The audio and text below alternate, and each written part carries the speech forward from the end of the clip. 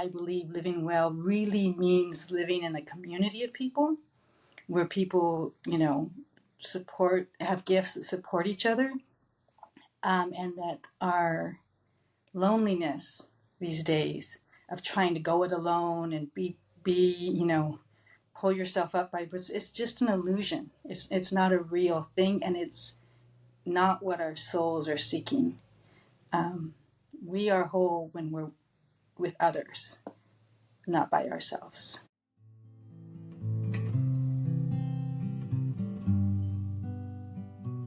Hello, everyone. Welcome to the Reflections on Living Well podcast, where we explore perspectives on the good life in the 21st century. I am your host, Broderick Rodell. I hope you enjoy this conversation.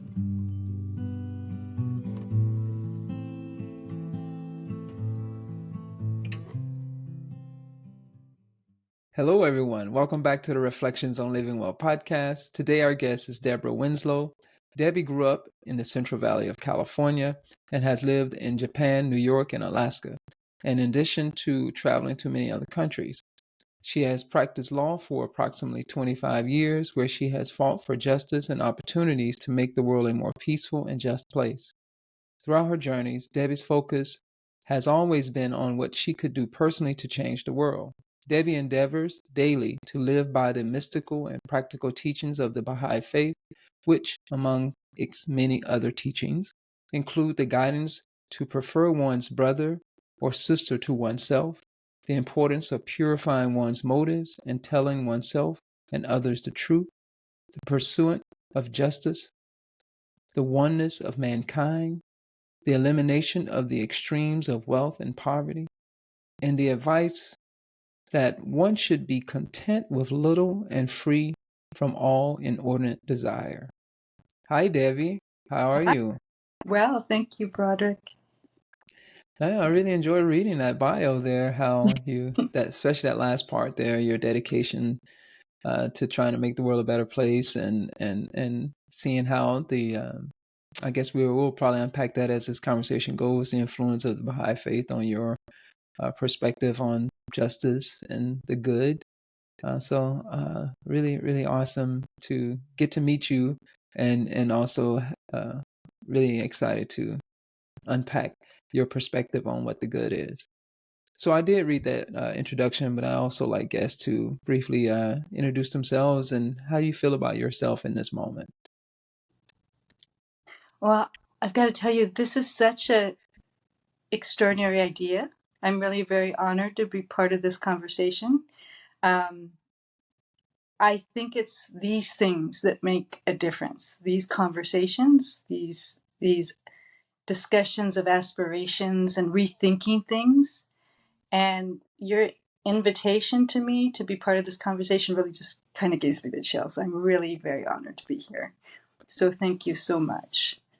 Well, thank you so much for being here. I think that, I don't know, I'm really inspired by people who dedicate themselves to trying to make the world a better place. And I would love I love having conversations with people who are inspiring, and inspires me to reflect on my views of what the good is, and to also share with the world people who are doing amazing things out there in the world. So thank you.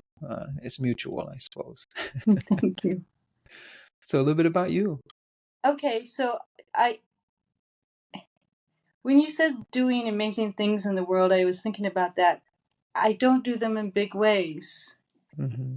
I do them, I think I do them all the time. I'm focusing on trying to do them all the time, every moment, but they're the small things, right? So I did become a lawyer with the idea of doing the big things.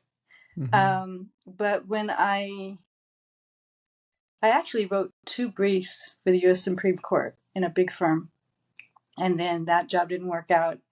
And I went to work in the government, and I feel like I'm making more of a difference in people's daily lives, like really on the in their real life, than I did writing any paper. That, which the Supreme Court, by the way, never read. They were amicus curiae briefs, so they didn't take the case, so nobody read them. I mean, they were like, one of them was the basis of some conference, but it wasn't or one class in one conference. But my job now is it's like helping supervisors and and the people they supervise get along, and being more fair with each other. It's very blue collar. It's very and it's very, I want to say mundane, but it's very real. Like I'm really helping build connections between people, or stand up for justice in the little things. So yeah, I'm probably the talk about how to or about doing it in the small ways, not in the big ways. Yeah. Well, that's great though. I think that that's important, and I even better, yeah. I think having you here and talking with you about these things, because you're on the ground level doing things that are quote unquote small, but they're not small. When you have an impact on someone's life, it's a big thing. And I think that you're being humble here by suggesting that you're doing these little things every day, but these little things build up. Building connections with people, and encouraging people to build connections with each other, encouraging fairness in the workplace, because that's what people spend their time. Yeah. People spend 40, 50 hours a week at the workplace, and it's good that that someone is advocating for, ultimately, based on what you just said, better communication, better connection. And Yeah. that goes a long way in society, because again, you spend a lot of time at work, and if you can build bridges and you can create a fair and respectful work environment, then that's going to have an impact or influence on people when they go home to their families, etc. So that's good work. And so I see you're a little shy and saying much more about yourself. I think we'll unpack that as we go. But let's start from the beginning. I like to ask people from the beginning what living well means to them, and then we'll unpack it. So, what does living well mean to you, and then we'll unpack it and see what we can discover in this discussion. Well, you kind of hit on it in what you were saying about the job, because I believe that living well means to live in harmony with each other, living in community, and living in harmony with the environment. It's about living in community and with people, and living, in cooperation with other people, appreciating everybody's individual diversity, and also their rights and yeah, everybody's important. So everyone has value. everyone has value. I've been an employment lawyer for almost 25 years, and I've seen so many jobs, like so many jobs. There is no such thing as unskilled labor. There's just no such thing. And everybody has a gift. My concern is that our society only measures a few kinds of gifts, right? And so we leave out the what people have to contribute. We don't value what people have to contribute. But I am sure of two things: one, that everybody has something to contribute, and two, that nobody has everything. Nobody has all the gifts, right? Nobody goes it alone, can do it all. We need each other. And that's why I believe living well really means living in a community of people, where people, have gifts that support each other, and that our loneliness these days of trying to go it alone and be, pull yourself up by, it's just an illusion. It's not a real thing, and it's not what our souls are seeking. We are whole when we're with others, not by ourselves. So, yeah. Yeah, I feel you on that. I think in order for us to have that harmony that you're speaking of, we have to value each other's. We have to see that Yes. we all are worthy of each other, or we Yes. are. I guess I like that, worthy of each other, and what I mean by that is that I can recognize that in you have gifts and talents, like you said, that that is of value not just to your in and of itself to you, but it is a value to me as well. Yeah. And it is important for me to value you because of your gifts and just because of you who you are. I mean, that's my view on things. We just value people in general for just Yeah. being a person, being a human being on a basic level. But beyond that too, you have gifts and talents to bring that can make my life better. I Yes. have gifts and talents that can make your life better. And in order for us to do that, we have to value each other. We have to be taught to value each other in that respect. And you're right. I think in our culture, I mean, since you work in the world of various professions, we tend to value certain types of work um, that, and they tend to be associated with quite a bit of post-secondary education. And it also tends to be associated with business management. Mm-hmm.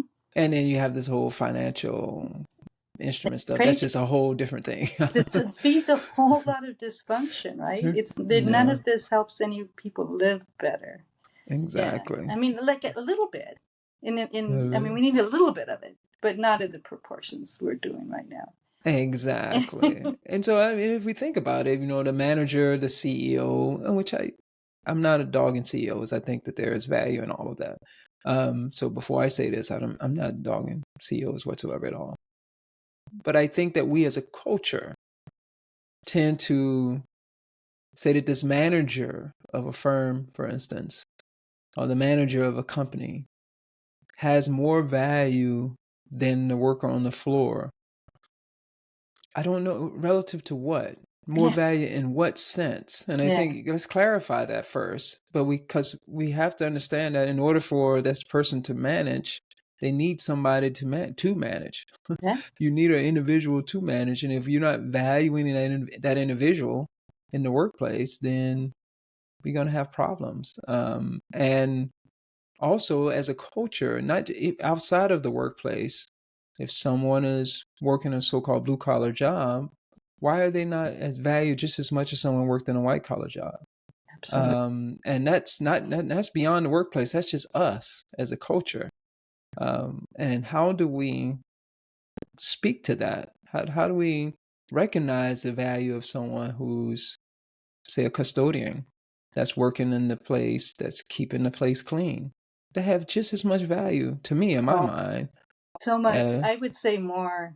I remember, you may be too young, when the garbage collectors in New York went on strike, mm. and we missed them in a couple days. Right. Right. Whereas if the Hmm. lawyers went on strike, I don't think the world would even care. Right.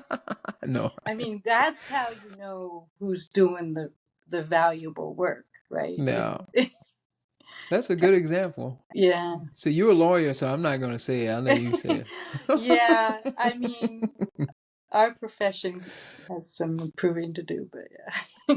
Yeah, but it's great though. I think you can value lawyers too because they're important, and you do need that in a society. But I think that what happens is that a lot of young kids go to law school and they get caught up in the trap of making an extraordinary amount of money, which is fine to make money. I'm not saying it's not, but when that is your primary focus because of the culture, so you can have a certain level of social status, you're willing to take a job. You're not going to work for a nonprofit. Not very many will. Some people do, of course. Or, you're not going to do what you're doing.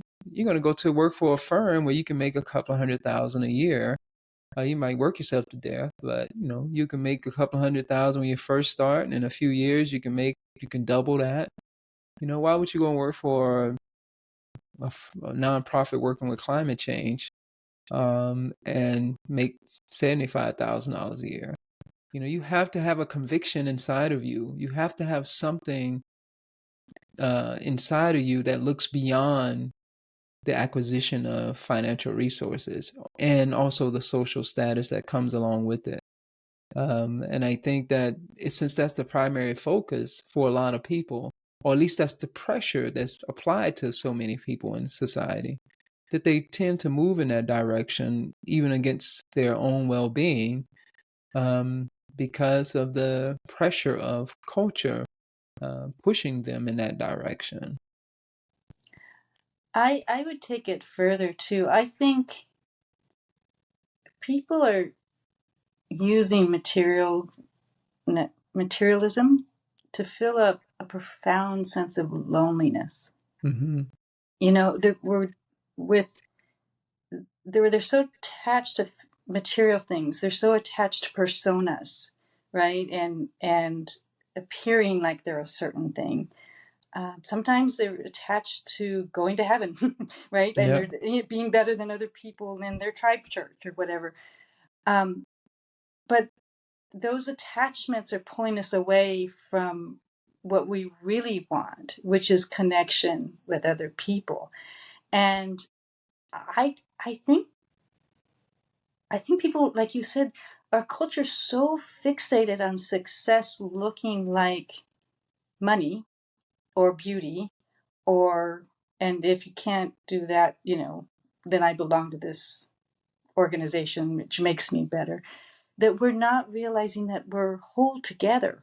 Yeah. That it's our to get our. And I think if we shift it and we say we're going to value what we value is community, what we value is is interdependence, then the job is only necessary to pay the bills, right? Mm-hmm.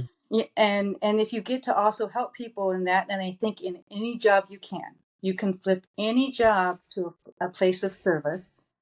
Yeah, and then that becomes our goal. I think living well does not.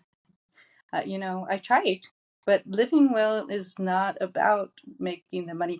And the CEOs, they can have it, but and there might be some that are, they're happy. But what I see is a lot of people who are wounded and are trying to fill up emptiness with more stuff.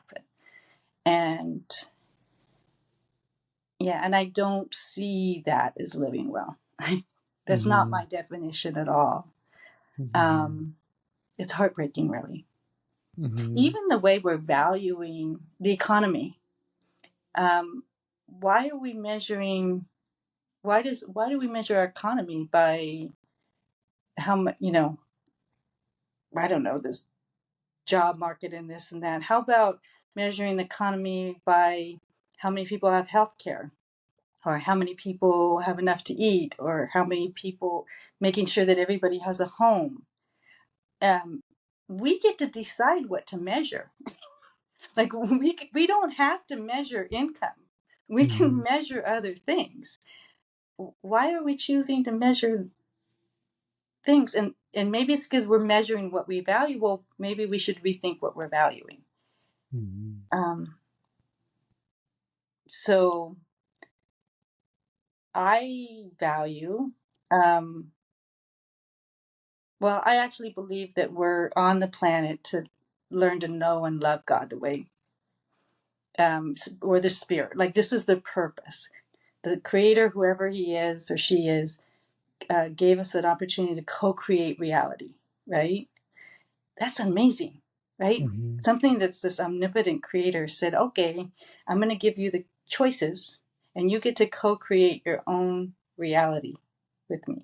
Like, and that's where our value lies.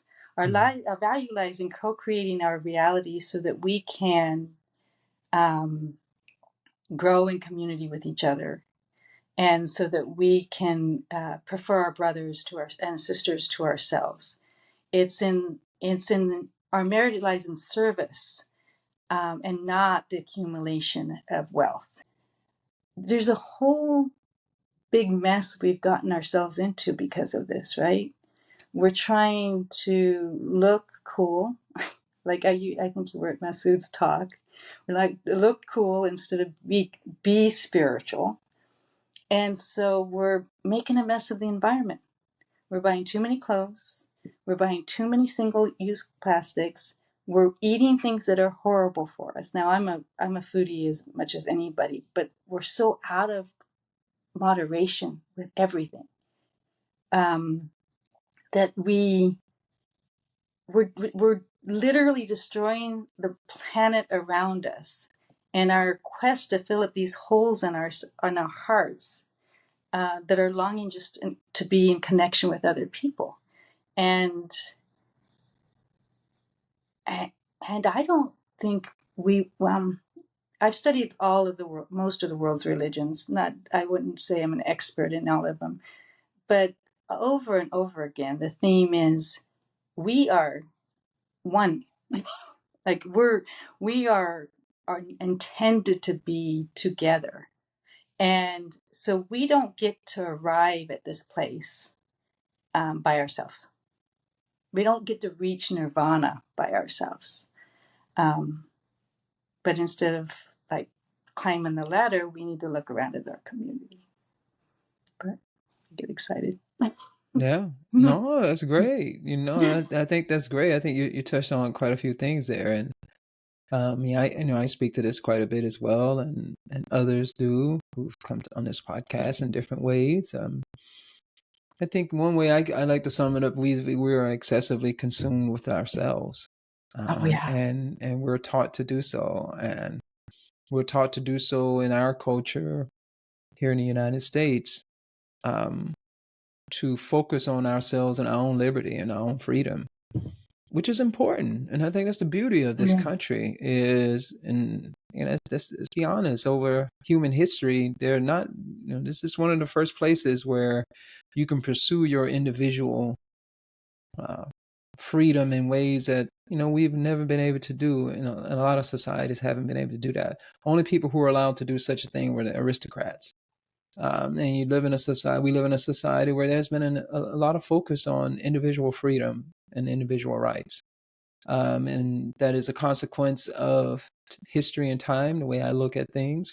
We've gotten to a place in human history where we happen to grow up and live in a society where these freedoms are protected, supposedly protected. And people can fight for to protect those individual rights. And that is a beautiful, good thing. This is an important phase of human evolution, in my opinion. Mm-hmm. Now, the pendulum tends to swing a little too far. Yes. And I think that we're learning, what you're speaking to is that we're learning. Mm-hmm. We're learning that, yes, this is a good thing. Yeah. But there's a price to pay. And the price to pay, is it worth it?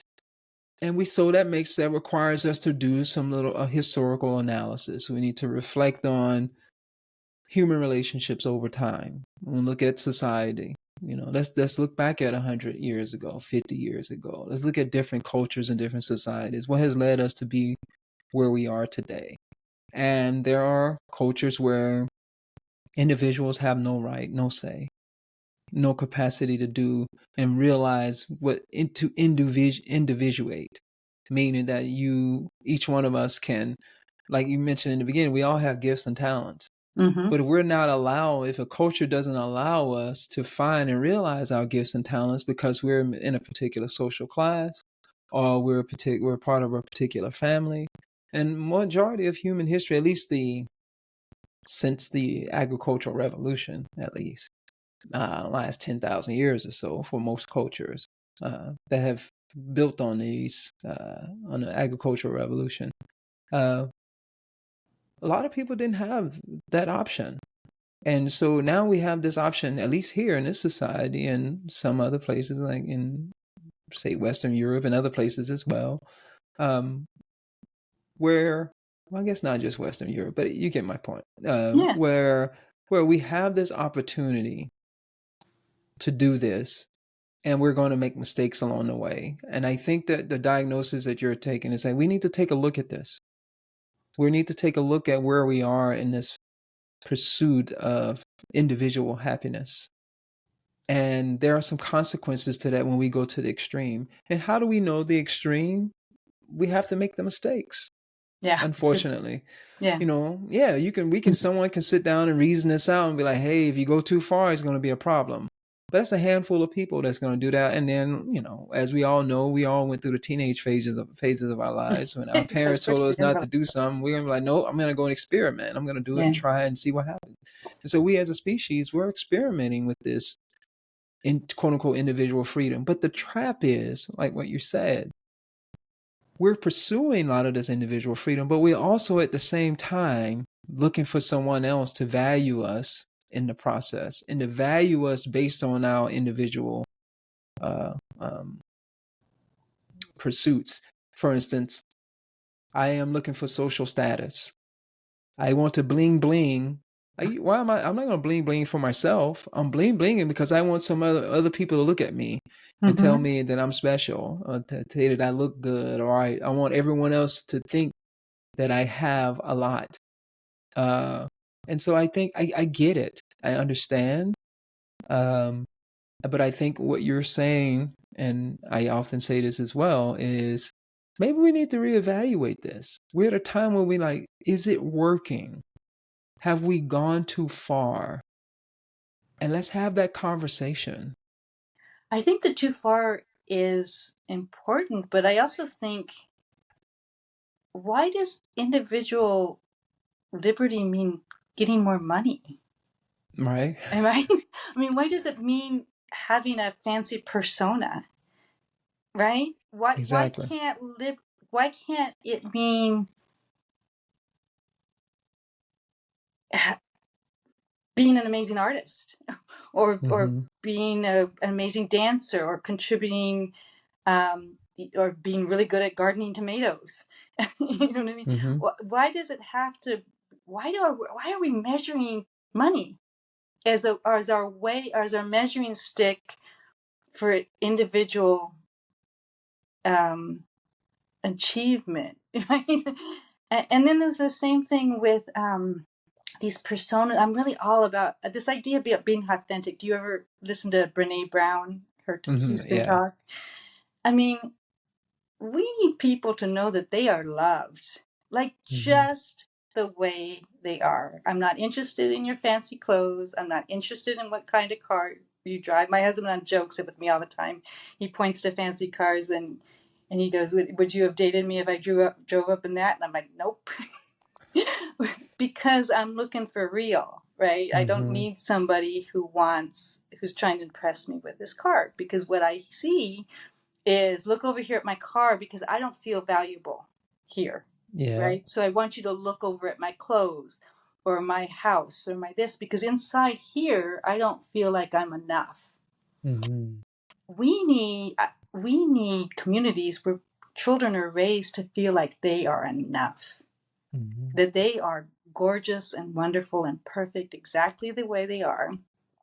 They don't need to be the doctor or the lawyer. They can be the farmer. They can be the plumber. They can be the trash collector, right? They do that to the extent of their excellence. They do it in the spirit of service. That is valuable, right? And then maybe we're not going to try to get so much stuff to try to fill the holes in our hearts, where what's really trying to fill up is that we're not enough. And you said, well, you have nothing against CEOs and nothing against billionaires, and I don't know them personally. But what I sense is that there's a profound sense of not being enough, involved with the need for that much, for that much stuff.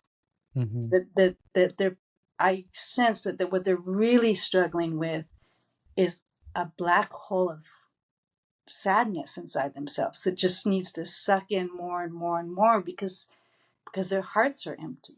And I just want to take them as a child and say, you don't need to do that. You don't need to consume 60% of the world's resources. You don't have to have all these things. You don't have to be this, pretend to be this important person, which I know if we talk to them, it was not who they really are. You're enough already, right? You're just okay already. Yeah. You're beautiful and wonderful and perfect already. So I see those things as addictions. Yeah. Addictions, just like alcohol, just like drugs, materialism, these addictions to personas, they're self-medicating our wounds and our feelings of not being enough. And it's destroying the environment, right? It's destroying. It's leading to the extremes of wealth and poverty. It's leading to more and more extremes of loneliness.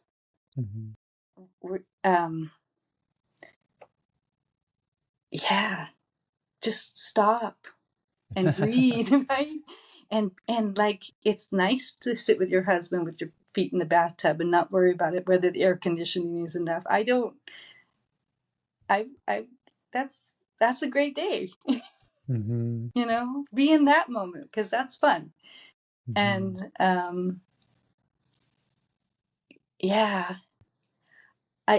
I don't know how. I just, that's what I do. Like, even when I said that I just want people to know that they're enough, that they're already okay. Yeah. And then I want to know how they sing or how they grow tomatoes or what, you know what I mean? Because I want that in my life too. Yeah. I think I used to like to have things to be perfect. Like, I was trying to make things perfect on the outside. And you can't do it. Like, there's always going to be a crack in the counter or a stain on the carpet or something. And I love this idea of the Japanese bowls, the Japanese bowls where there's a crack and they replace them with the gold, where you can make every space beautiful, like with a bunch of basil. You know what I mean? Take what you have in that moment and make that space beautiful. I'm all about making spaces beautiful. But you don't have to buy stuff to do it. Or maybe you buy stuff, but it's from an artist, or it's from a small business. Yeah. And then you have it for a while and your friend admires it and you give it to them. And then they can have it for a while and make it beautiful. Yeah. This world needs more love. I know it sounds simple. I know all the prophets have said it for time immemorial, but this world just needs more love. Absolutely. Yeah. I think the love is always there. It's just that we have to recognize that love. I think we need to recognize that love is present. You're speaking to quite a few things there, centered around that connection, that harmony, and recognizing that it's always there. We're interdependent beings. Everything that I do has an influence on your life, an impact on your life in some capacity. It may seem small. You may never know what it is that I'm doing, and that's okay. But I'm doing something. You're doing something that's going to have an impact on me. And I think that we have to recognize that. We have to recognize that we're so interdependent. And love speaks to this interdependency, and love speaks to this harmony that you're speaking of. And to me, that's what love is: harmony with each other, with all things, all beings. That resonant relationship that we have with things. And I think that's a lot of what you're saying is when we cultivate love, because that's my primary value that I try to live by. That's my guiding value, guiding principle. Love is for me. And how do we live up to what we already are, or what is already present? And I think that's something that we have to learn. We have to learn how to do that. I mean, you're speaking of these things, and I think it's across class. It's so embedded in our culture. I come from the lower working class, and And I was birthed, I guess I should say, I was birthed out of the lower working class. And financially, where I'm at today is not very far from that at all. Practically the same thing, worse in some respects. So that's not what it is to me. What it is a way of thinking and seeing. It's a way of understanding. And it's a way of trying to live up to a cultural story, a national, let's say United States, a national narrative or story that we're trying to uphold. And everybody is subjected to it. You know, you can see poor folks got large TVs in their room, or Yeah. I mean really expensive TVs, and every new TV that comes out, they're going to be buying it. And so we're measuring GDP, the amount of stuff that people buy in exchange. And a lot of times, a lot of people who don't have very much, who end up buying beyond their means, yes, you can criticize them all you want, whatever. But it is something that happens a lot. And got all the new shoes that come out. Why are we doing all of this? Where is this coming from? Where are we being? How is it that someone that doesn't have very much is constantly being or pursuing an idea of themselves that is almost impossible to fulfill? It is because of the cultural narrative, is how we've been enculturated, and it's also, it's an addiction. It's like a drug. It feeds that pleasure pathway. And this is what we're measuring for in terms of economics, and saying that is there a correlation between how well a society is doing? Absolutely. We can't deny that. There is a correlation. But is that it? It's one. It's one of maybe 100. Exactly. Yeah. Are we measuring well-being? Are people happy, whatever that means? We got to explore what that means. But are people really happy because they're buying, or they're able to buy a bunch of stuff? And I think that in our country, there is a loneliness epidemic. And I think throughout the pandemic, we probably could have seen, I think as time goes along, we're going to be lots of research studies, lots of PhDs that's going to go back and reflect on that and look at, I think that was an opportunity for us to see as a culture that we have some issues. I mean, look at our political situation, where we have some issues that we need to come to terms with. We need to learn how to recognize the love that exists. And what you said, that, about teaching children that they are enough, that whatever your desire is, whatever it is that you want to pursue, it's okay for you to pursue that. If you want to be a farmer, that is a great profession. Oh my God. If I had to do it again, I would. It's just great, and I think that how do we do that seeing that is an important thing to do. I think it's going to be a lot more challenging than people think. Well, oh, go ahead. I'm sorry. No. I'm just going to say that I think it's just a lot more challenging because it's so embedded in our culture. It's going to be very hard, not just in our culture. This is not just the United States thing. This is a global thing. We've spread this disease all over the place. Well, it's not just us spreading, because there's always been there has always been aristocrats. And these aristocrats, or whatever it may be, let's be honest, United States, we give the United States too much credit in that. And I think that we're too much credit in that. Now, we do have a major influence on the world culture. Absolutely, because of those freedoms and the capacity that we can do to create and innovate and all kinds of stuff like that. And a lot of stuff that we come up with ain't necessarily the best thing in the world for a lot of folks. So I just think that there's something in us as human beings that's been around a long time. We live in a society and a culture where everyone has access to it, where there was a time in history where only a few people, a handful, have access to it. And the fact that now more and more and more people have access to it, it goes back to what you're saying about the planet, how we're destroying the planet. And I'm going to shut up in a moment, trying to feed off a lot of the things that you're saying. And I think it I think a big piece of it is our fixation on self. our fixation on identities, these identities that we come up with relative to society. I know it's a touchy subject, but me as a yogi, I have been baffled by the addiction to identity. Now, is there importance to a relative identity? Absolutely. And, living in a world, navigating a world, it's good to have an identity to play with. But this excessive fixation with identity, and I mean, I'm not talking about just race and pronouns and all that kind of gender, and I'm not even just talking about that. I'm talking about this identity of I am the rich guy, or I am the Don Juan guy, or I Yeah, am the whatever it may be, whatever the the guy that identity. drives a fancy car, or the Yeah, exactly. All of it. yeah, And the fixation on all of it. And for me, I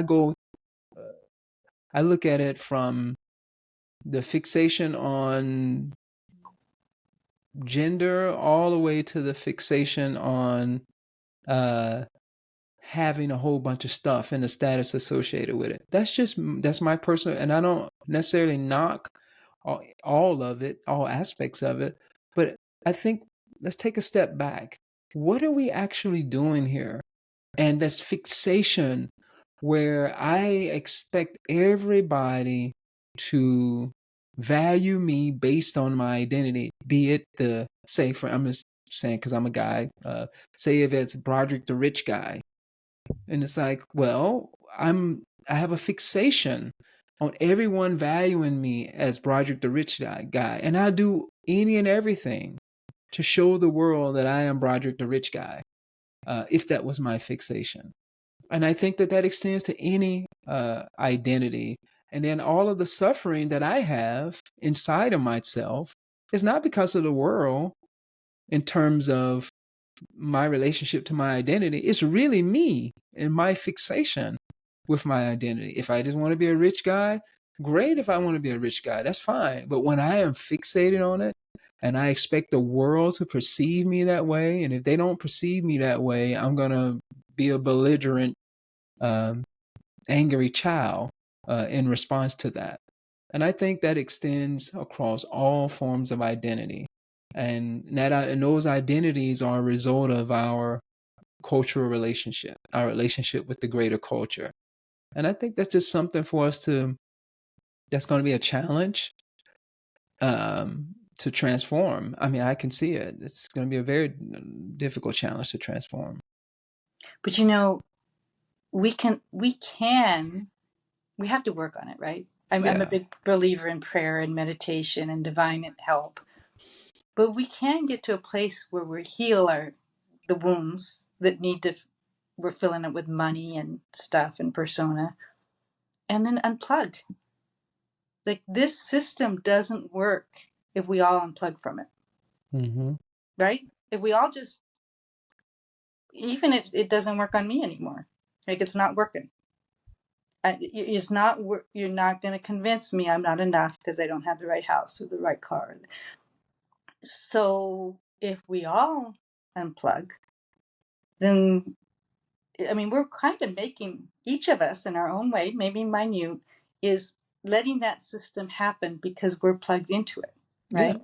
And so to the extent that each of us unplugs from it, it like, and I, again, I have a problem with extremes of wealth and poverty. I don't have a problem with people having different levels of wealth, right? It's just the extremes. Mm-hmm. Um, but billionaires don't exist if we don't buy their stuff. Mm-hmm. They just don't. The billionaires exist because we're plugging in to that. Mm-hmm. And they've convinced us, you need to buy our stuff so you can feel good about ourselves. Well, that's not on the billionaires, right? I mean, we're the ones buying into that. You can't blame someone. They're just doing their journey, Mm-hmm. right? That they're healing their wounds and they're trying to do their thing. We're the ones that have created this. So I feel I really like. That's why I think I started with my introduction. I like solutions that mean I can do something. I get really a lot of anxiety when I feel like there's nothing for me to do. Mm-hmm. But I feel like, okay, I can do this. My daughter and her creative partner did this. They have or on Instagram at Her Place Is In, and they did this photo of women that went viral. It got picked up by National Geographic. You may have even seen it, and they said it got more likes on your shot than any other photo ever. Faster. Um, and what they did with these women is they lined them up by color and body and by color, but then they had every body shape, and and it was gorgeous, like just beautiful humanity. The women were not nude like it may have looked like, but they were wearing tights the same color as their skin, and they were not allowed to wear makeup. Mm-hmm. And the point of the photograph is to celebrate what women and humanity looks like in reality, Mm-hmm. like a counterpoint to this, you know, editing and Photoshop, and it was just real, right? So the photos were real. The scars were showing that if they had alopecia and had no hair, some one wore wigs, some didn't. I mean, they were themselves. And they did a follow up kind of event afterwards, have the women talk about what it felt like in this experience, and they said it was the most empowering photos they'd ever had taken of themselves. That they had never before felt so seen and so okay, just exactly the way they were. Neither had they gotten more attention and compliments on the photos they posted. Like, people loved their realness. Exactly. And I think I love what these two young women did, because and their team of girls that did it, because they were just like, okay, we can have a different narrative, right? We don't have to have that narrative. We're going to choose this other narrative. And they put it out there. I mean, it was in magazines in Europe. It was the advertising for a show in Italy, photography. I mean, and these, just because people responded to it so much, and these guys were just like, well, we're checking out now. Mm-hmm. These two ladies just said, we're checking out. We're going to do something different. And I think you can do that in that awesome, creative way. I'm so proud of those young women. But you can also just do it every day. Yeah. You don't have to buy the new car. My goal in life is to not ever buy another car. I'm like in my Honda. My Honda's gonna go until I don't have one, and I'm using Uber, and God bless the Lyft drivers, right? Um, but I'm just committed to not buying stuff I don't need, Yeah. right? Because I Um, have enough. The world's mm, abundant. yeah. Yeah. I'm with you. I'm with you 100%. I think, and when I say that, I think it's going to be challenging. And I mean, I just recognize, I think, I've been on this fight, speaking what you're saying for many, many, many years. I'm not an old guy, but for a long time, since I was very Mm-hmm. relatively young, now I look at it as relatively young. I I've been trying to convey this idea, this notion for a long time, that we don't need all the stuff. And I love that analogy that you gave where you said that these women lined up, they didn't wear the makeup, any of that, so they just revealed their natural selves. And I think that they were able to put aside their identities. Let me Yeah. put this identity, let me put this idea, this notion of who I am, this sense of the self that I've created for This myself. That's persona, right? this Yeah. persona. Exactly. That's And what I pull out mean. their real identity, their true Exact. selves. That is beyond words. You can't put a name Oh, and to it. It's they're none of it. awesome. I mean, being in a Exactly. room with these women is awesome because you get to see them. Exactly. Yeah. And not, I don't know, we wear our personas like masks. They are. Like they're hiding the real person. I'm not interested. I want to see you, right? Yeah. I'm not Yeah. saying Yeah. down with the current way of being. I'm saying let's evolve to something higher and better. Like, Yeah. because you I'm said it good. earlier, you said this is an important transition, right? Self initiative is good. Hmm. Uh, sense people learning that they're valuable as individuals is awesome. I'm Hmm. just saying measuring that by stuff and our mask, our persona, is not the way to go about it. Exactly. Yeah. I look at it like this. No, I just went on that whole rant about identities. Identity. I'm trying. I don't know how to convey this to. I've tried to do this, and I'm gonna keep saying it. I guess I have to keep saying it. Is that I'm not saying that there's something inherently wrong with identity or persona. We have to have a mask. We live in a world where we wear a mask ultimately in our interactions and relationships with people. That's what it means to live in a community, to live in a society, live in a culture. We're all going to be wearing a mask. It's the fixation on on our mask. We're all thespians. We're all actors on on this theater, this stage of There is life, this something to theater of that. Yeah. life. And Yeah. I think that we all are. We're all playing a little game here, and that's fine. And to pretend that we're not, I think, is delusional. It's just that to what extent are we willing to play the game? Or do we even recognize that we're playing the game? I think that we sometimes well, I shouldn't say we forget. We just don't. We never really know. Um, but we fail to recognize that we're wearing a mask, and we feel like the mask is all that we are. And because we fail to remember that the mask is only a means for you to see me in the game that we're playing in a particular way. It's not who I really am. And who I am beyond the mask is indescribable. You can't put it's not you can't put a label on who Broderick is beyond the idea of Broderick, beyond the concepts of Broderick. I can't finger it. To be honest, I literally can't. And so the reason why I said that is difficult is that I've realized that most of us don't even know. And it's hard to realize it. It's hard to let it go. It's hard to let go of our mask and our identity because of what you said earlier about addiction. We've been doing something for so long. It's a habit. It's etched in our mind. It's etched in our nervous systems. It's difficult to one day snap out of it and say, "Oh, I'm not going to ever do that again." Oh yeah, No, it's not a one day journey. it is a journey. It is a journey. Exactly. Yeah, It it is a is a journey. journey. And I don't want to give the impression that I think when I say we unplug, I don't want that to give the impression that I think it's instantaneous. Yeah, Yeah. it really is a journey. And and the thing I do, or the thing I think a lot of people have found helpful, is to say my prayers and meditate and just listen to the voices in my head. Mm-hmm. Listen to them. Exactly. And some of them are awful. I mean, some of Yeah. the voices in my head are me, right?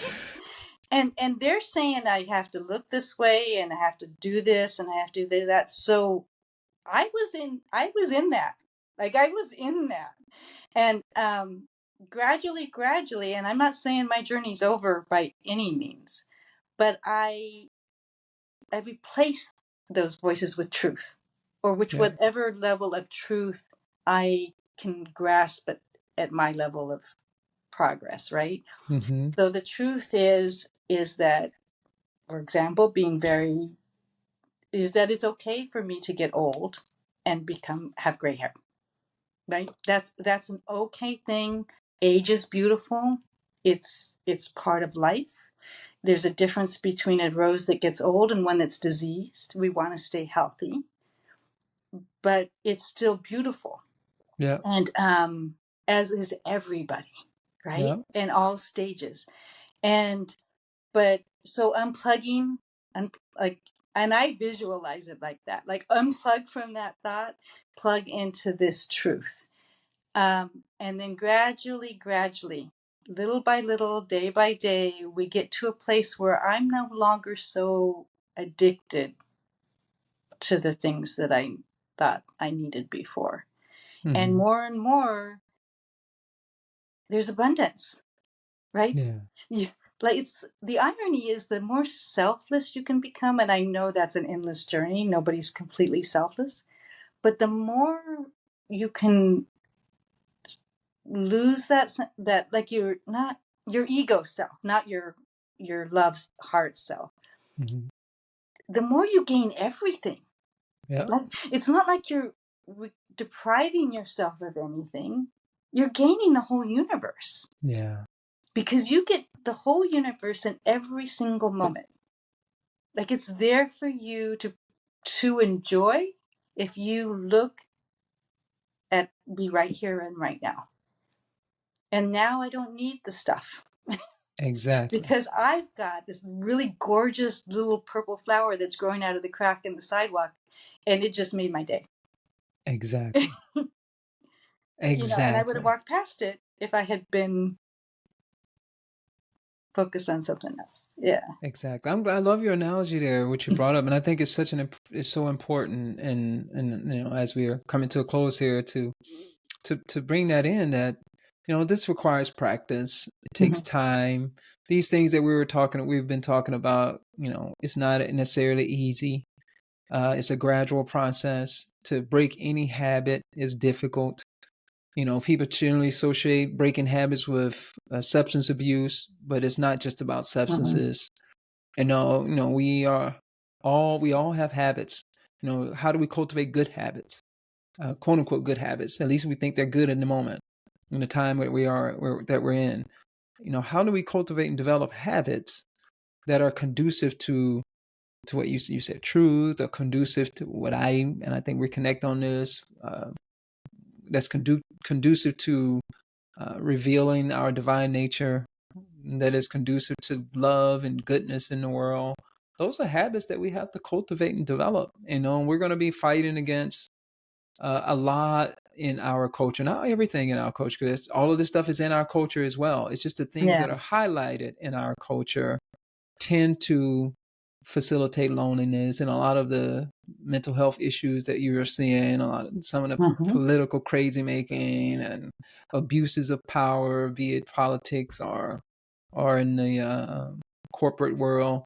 And I think that that's going to take time, and I recognize that it's going to take time and it may take generations.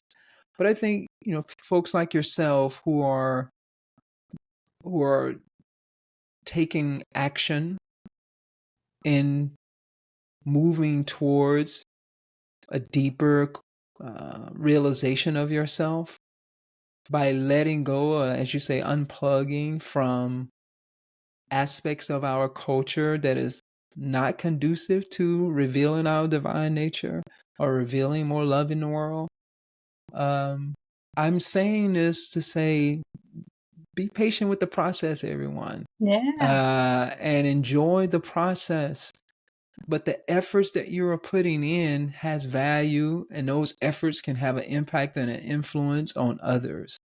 You've been working on this for quite some time. You have a child that has impacted your child in some capacity, such that your daughter creates an image that goes viral, that says a lot just in that image about be your authentic self, not your authentic character that you're playing, or the authentic mask that you're wearing, but the authentic self beyond the mask. And that image in itself says a lot.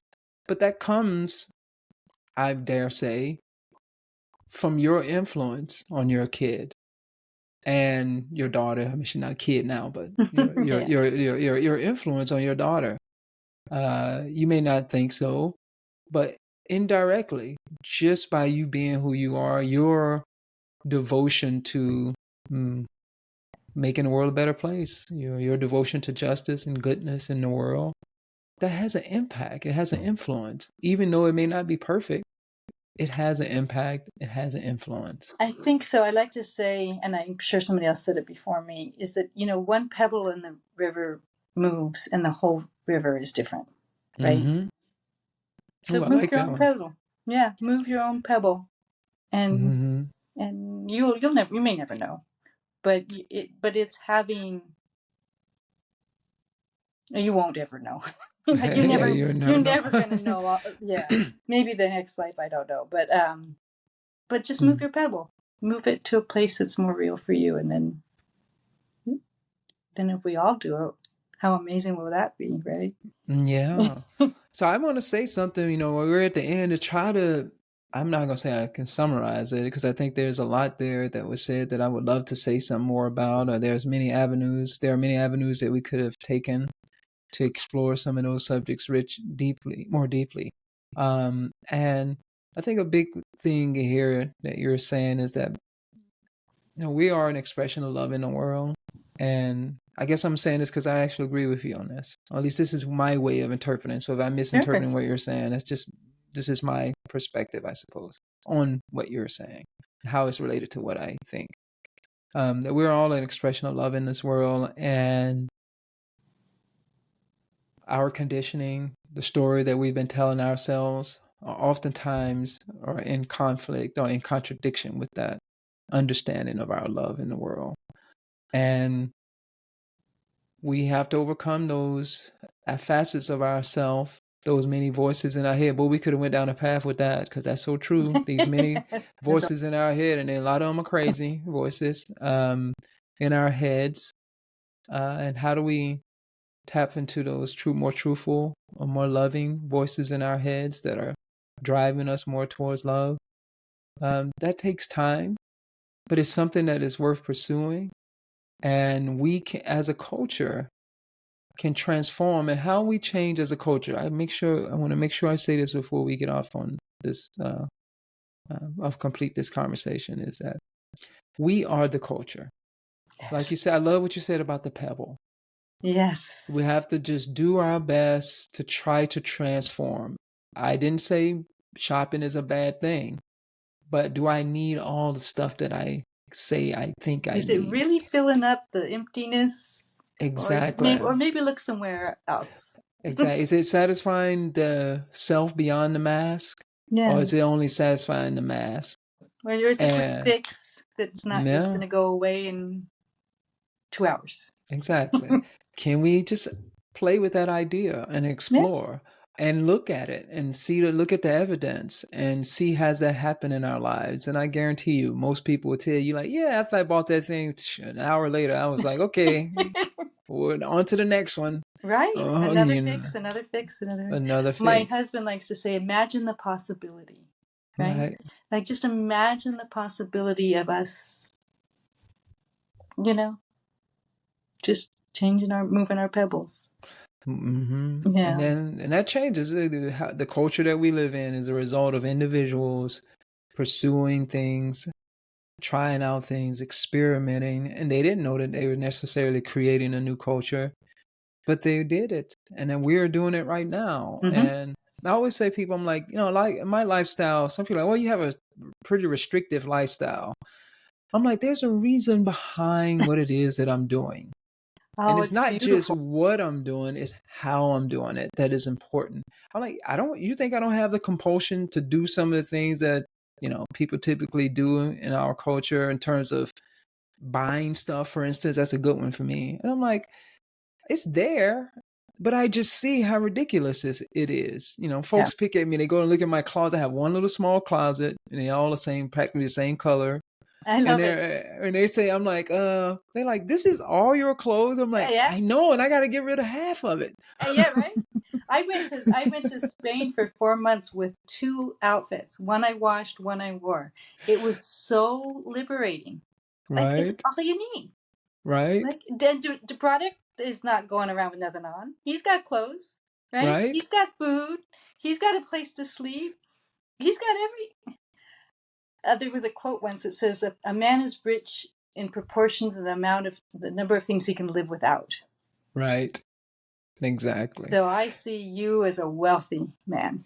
Thank you. Think I of can, all I the can. things you can live without, right? I've learned that. So, unintentionally in some respects, but I've Yeah, learned that I don't need a whole lot, but I yeah, could do a little bit better financially.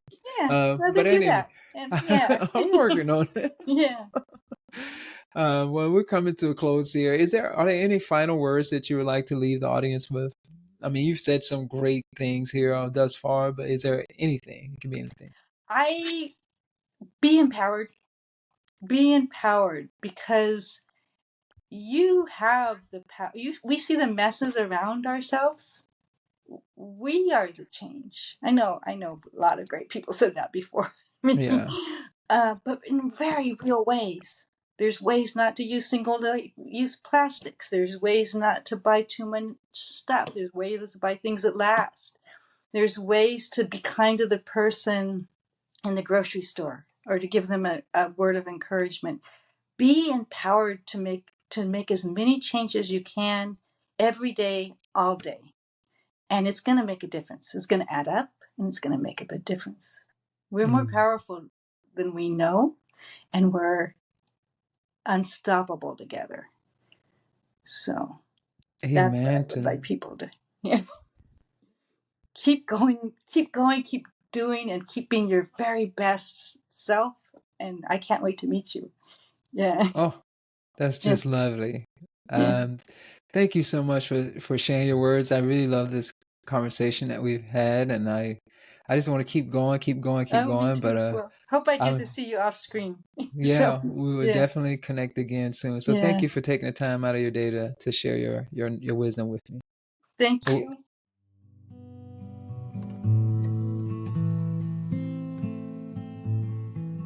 thank you so much for tuning into the show.